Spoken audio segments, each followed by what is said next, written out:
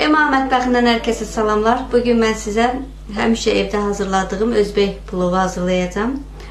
Özbək plovuna lazım olan ərzaqlarımız düyü. Düyünü qabaqcadan islatmışdım. Artıq hazırdır pişməyə. Məndə mal ətidir, amma əsas qoyun ətindən istifadə olunur. İndi evdə mal əti yağlı, həm də yağlı ət olduğuna görə tikə doğralmış mal əti qaynatmışam hazır. Suyunu atmamışam, ət suyu bizə lazım olacaq. Və 2 baş soğan doğramışam hazır vəziyyətdə. Və 2 ədəd kök doğramışam salomka şəklində hazır. Və vaxt itirməmək üçün keçirəm ilk öncə soğanı bizə lazımdır kərə yağı və duru yağ bişirmək üçün. Gördüyünüz kimi kərə yağı qoymuşam tavaya əriməyə və üzərinə duru yağ da əlavə edirəm.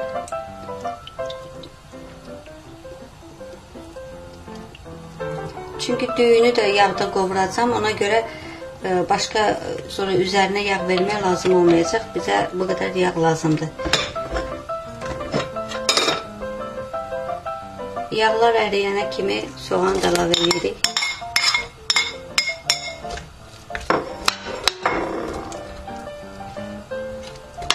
Belə plovları tez-tez hazırlayıram. Çünki sadə plovları çox vaxt bayramlarda və yaxud da qonaqlıqlarda hazırlayıram.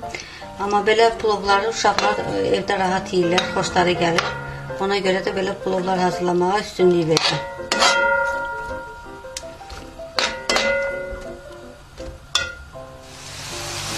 Soğan biraz yumuşaldıktan sonra kökü əlavə edirik. Və yenə qovururuq. Ətləri əlavə edirik.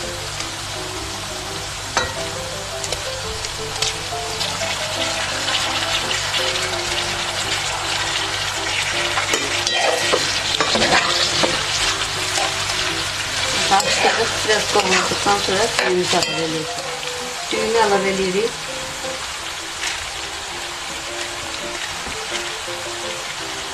Düyünü yumuşdum, ıslatmışdım qabaqcadan. 30 dəqiqə ısladırıq.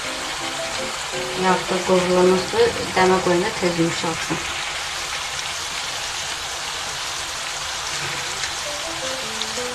Və yağı qarışdırırıq. Suyu ilə qovurursun. Artıq düyümüzü də qovurduq. İndi bayaq sizə göstərdiyim kimi ətin suyundan istifadə edirəm. Üzərinə tökürük.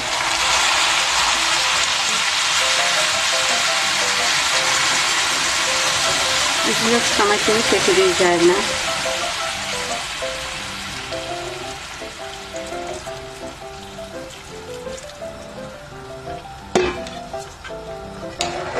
Qarışdırırıq.